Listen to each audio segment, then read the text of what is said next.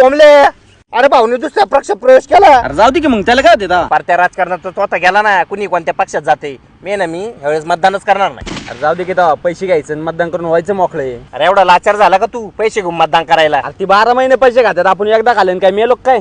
राजकारणी जेवढा नीच असतो ना त्याच्यापेक्षा डबल पैसे घेणार नीच असतो. आयला शिव्या तुम्हाला डोळे उघडले एवढं. इथून पुढे जो खरंच काम करीन ना त्यालाच मतदान करायचं. बोंबले काय म्हणता? नमस्कार. हाय ना वेळेस जाणार हो. भाऊला मतदान व्हायलाच पाहिजे यावेळेस. हे काय करताय? पैसे बिशे अजिबात जमणार नाही. पहिली काम करा मग मत मागा या. चालते वाईतून टाकळकर काय करताय पाहुणा असं? नाही ऐकणार ते मत मागा त्यात. बरं तुमच्या आहे ना ध्यानात? आहे ना. यावेळेस भाऊला मतदान व्हायलाच पाहिजे. हो मी त्याला तेच सांगत होतो मागाच्या पासून, तो विरोधातच बोलतोय. भाऊंच्या भाऊने आपल्यासाठी काय नाही केलं. शिक्षण संस्था काढल्या, दवाखाने काढले, शाळा काढल्या. कोणासाठी केले? आपल्यासाठी केलंय. गजब टुपीबाज आदमी हो. नक्की भाऊला मतदान होणार. चालते. लक्ष असू द्या आमच्या. तुझ्याकडे नंतर बघून घेतो बाळा. मला पिचवलं.